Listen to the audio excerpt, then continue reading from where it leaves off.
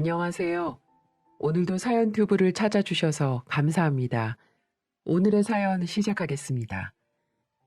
안녕하세요. 저는 올해로 40살 중반이 된 주부입니다. 그리고 아이들을 키우는 이혼녀이기도 하죠. 왜 이혼했냐고요? 제가 지금부터 말씀드리는 사연을 들으시면 아마 미쳤다라고 생각하시는 분들이 많으실 거예요. 그 당사자들은 바로 시댁 식구들인데요. 지금부터 그 얘기를 해보도록 하겠습니다. 저는 외동딸입니다.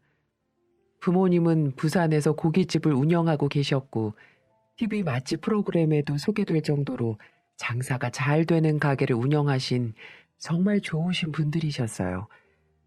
언제나 하나밖에 없는 저를 항상 응원해 주시고 아껴주신 천사 같은 부모님들이셨죠. 그런 부모님을 뒤로 하고 저는 서울에서 기술을 배우기 위해 서울로 올라갔고 제가 원하는 미용사 자격증을 따서 오랫동안 직원으로 일을 하다 제 가게를 차리게 되었습니다. 물론 가게 차리는 비용도 부모님이 많이 지원해 주신 덕분에 차릴 수가 있었고요. 그렇게 가게가 어느 정도 안정이 되자 친구의 소개로 전 남편을 만나게 됐습니다. 상대방은 저와 3살 차이로 전기 기술자였어요. 키도 훤칠하고 매너도 좋았고 무엇보다 대화가 정말 통하는 사람이었죠.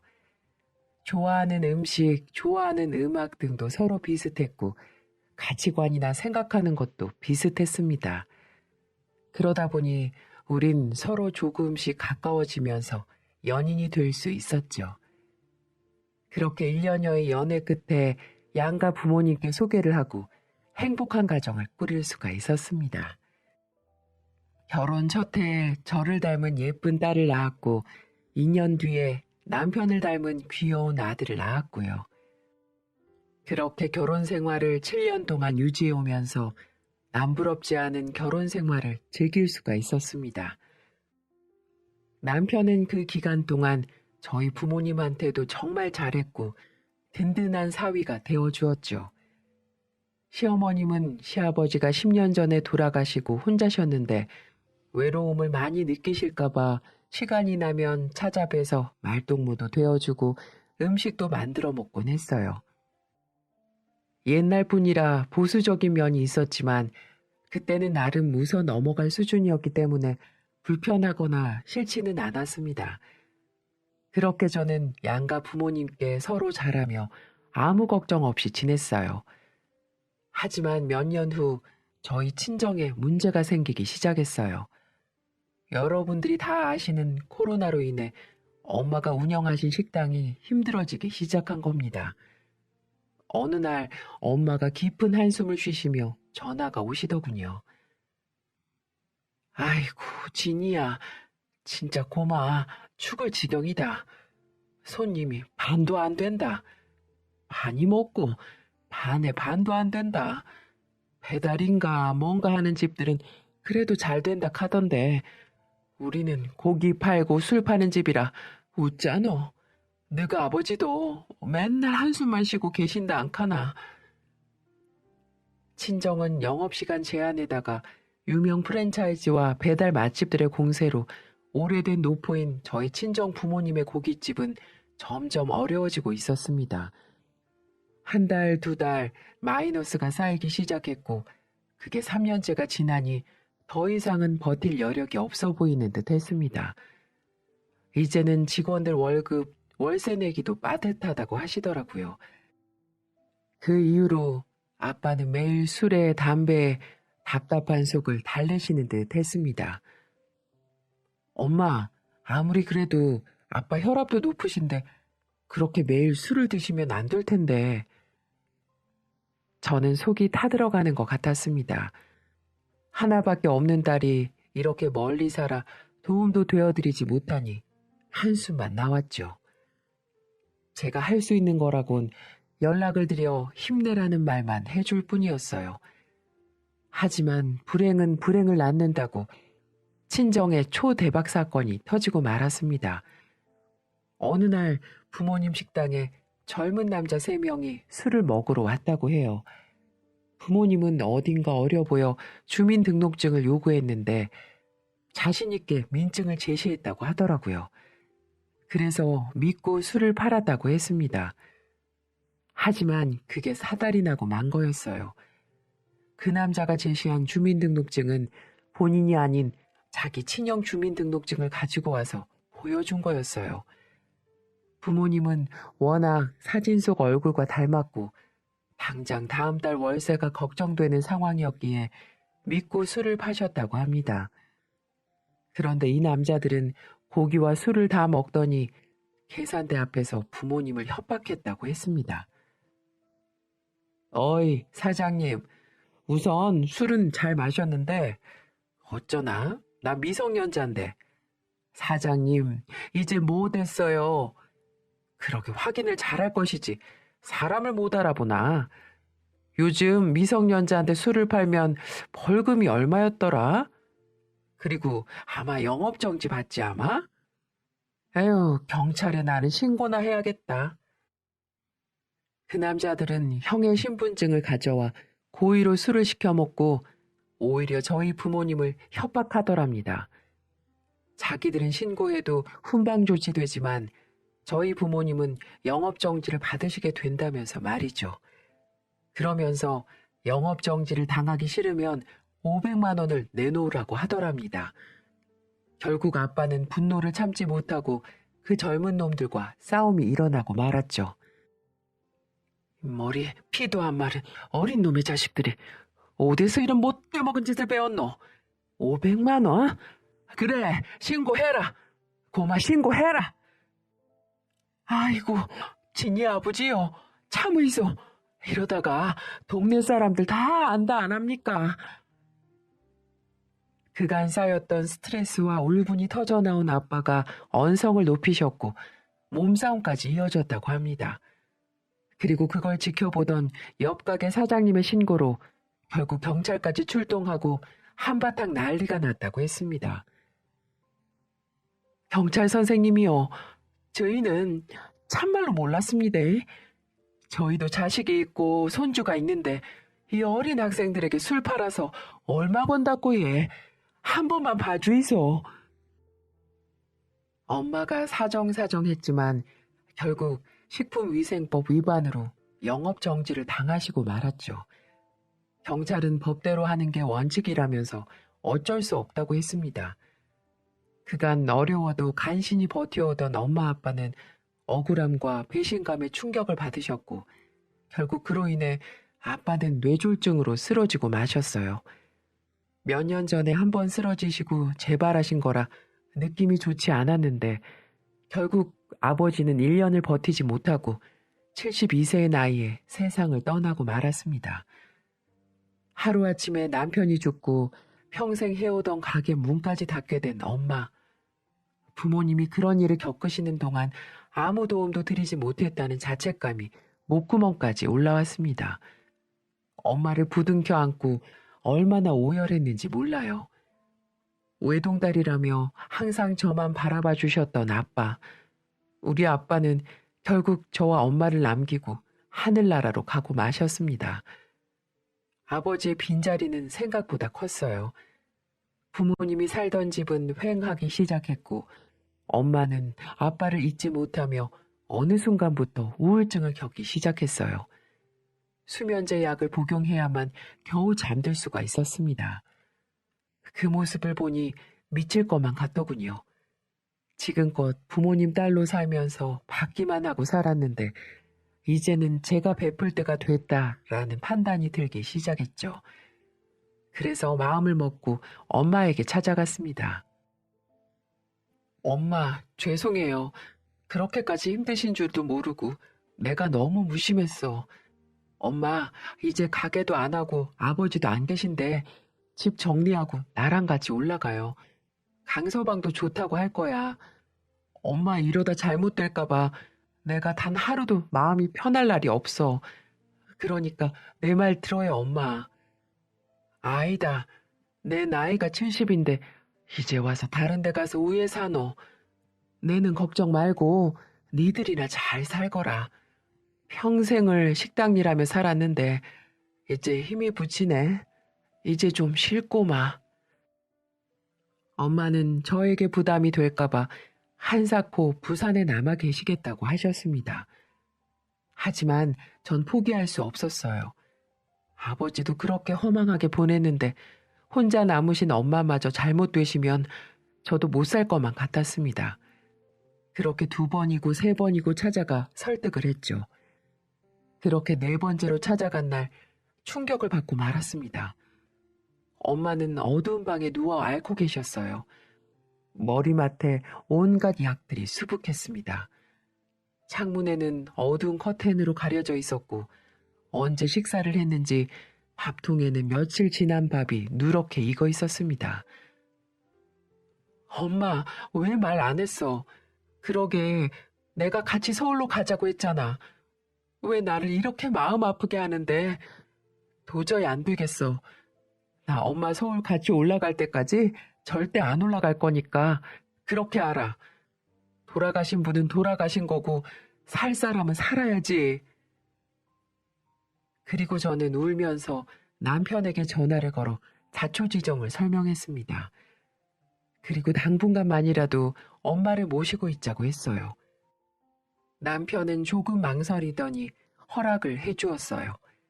기대만큼 흔쾌한 답변은 아니었지만 저는 남편을 믿었습니다. 엄마는 마지막 순간까지 머뭇거리셨지만 제가 너무 완강하자 마지못해 짐을 챙겨 저를 따라 나섰습니다. 어머님, 오셨어요? 오느라 고생 많으셨죠? 아들 집이다 생각하고 편하게 지내세요.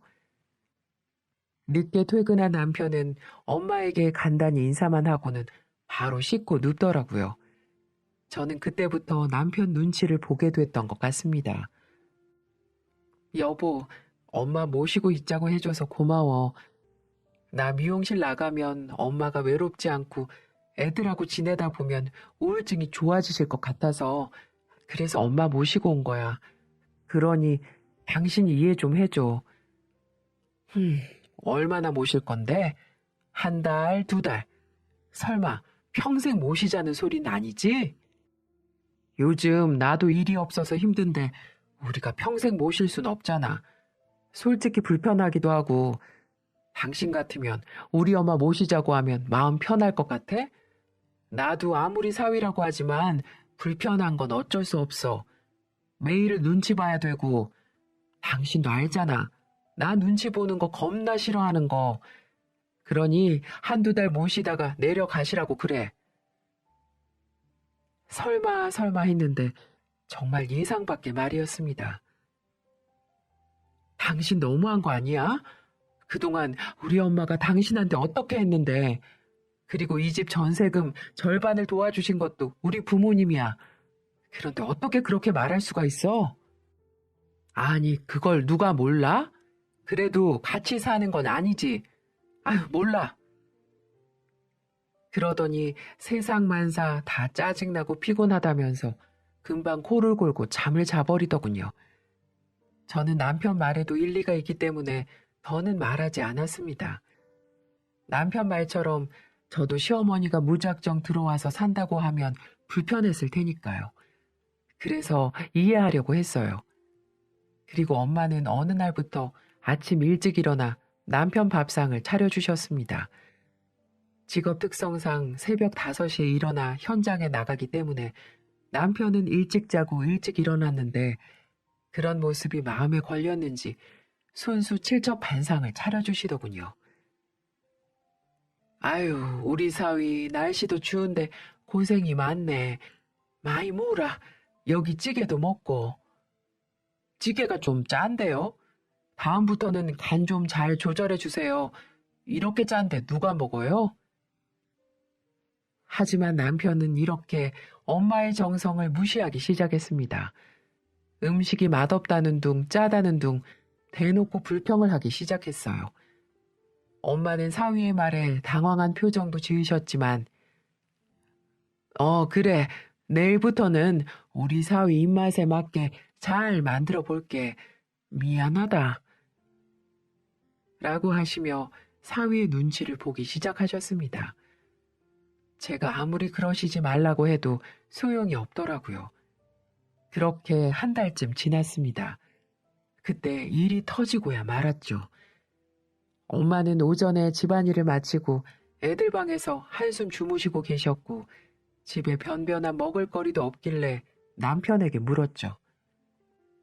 여보, 오늘은 엄마 모시고 외식하는 거 어때? 냉장고 보니까 먹을 게 없네.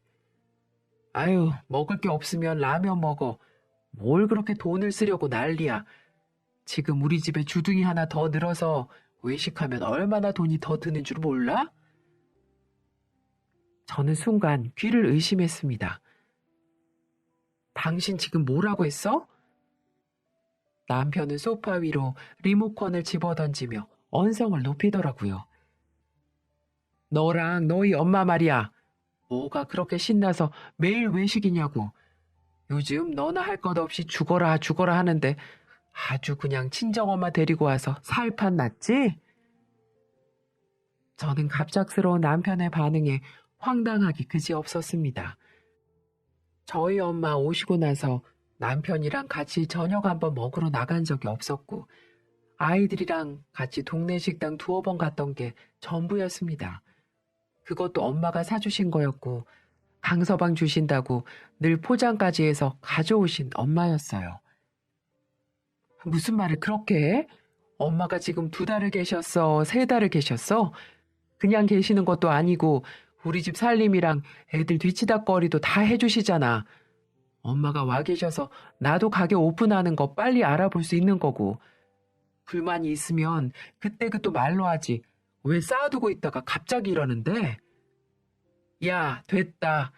다 살기 어려운 시국에 처갓집 도움은커녕 장모님까지 모신다고 해봐라. 누가 좋겠다고 하는지. 에휴, 집구석에 들어와 봐야 노인네 때문에 제대로 쉴 수나 있어야지.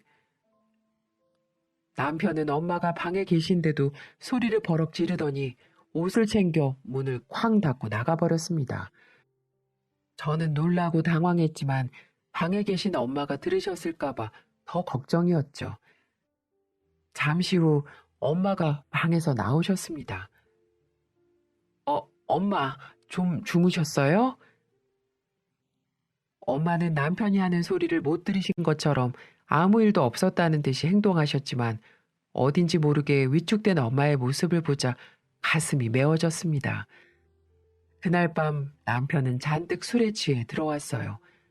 저는 낮에 빈정이 상한 터라 본체에 만취하고 있었는데 엄마는 그 모습을 보시고 급하게 꿀물을 타서 남편에게 내미셨습니다. 강서방, 이것 좀 시원하게 마셔보게. 아이씨, 안 먹어. 누가 이딴 꿀물 타달라고 했어요? 술 취한 신랑이 손으로 꿀물잔을 치는 바람에 엄마가 꿀물을 다 뒤집어 쓰고 말았어요. 여보, 무슨 짓이야? 당신 미쳤어? 엄마, 괜찮아? 저도 모르게 소리를 치자 남편이 적반하장으로 또 버럭 화를 내더군요. 그렇게 너네 엄마가 걱정되면 엄마 모시고 따로 나가서 살라면서요. 자기가 벌어오는 돈은 한 푼도 엄마에게 쓰지 말라고 욕설을 뱉어내는 남편을 보며 저는 정말 기가 막혔습니다. 저희 엄마 맹세코 남편이 벌어온 돈 쓰지 않으셨어요. 오히려 엄마가 장사 어려워질 때도 끝까지 깨지 않고 가지고 계셨던 적금 통장을 내놓으셨죠. 잎 하나 더 있는 게 얼마나 부담인지 아느냐며. 가지고 있다가 강서방 어려울 때 쓰라고 했던 분인데 어떻게 그런 말을 할 수가 있는지. 야, 너 지금 장난해? 어른한테 지금 그게 무슨 말버릇이야? 내가 너네 엄마한테 이렇게 말하면 좋겠어? 우리 엄마 아빠가 하나뿐인 사위라고 너한테 어떻게 했어? 아빠 살아계시고 우리 집 잘 나갈 때는 우리 장모님 장인어른 아주 입안에 혀처럼 불다가 이제 망하니까 볼장 다 봤다 이거야? 저는 참지 못하고 남편에게 같이 화를 냈습니다. 그러자 엄마가 저를 말리셨어요. 아이고, 니는 좀 가만히 있거라. 강서방, 미안하네. 요즘 많이 힘들지? 내 고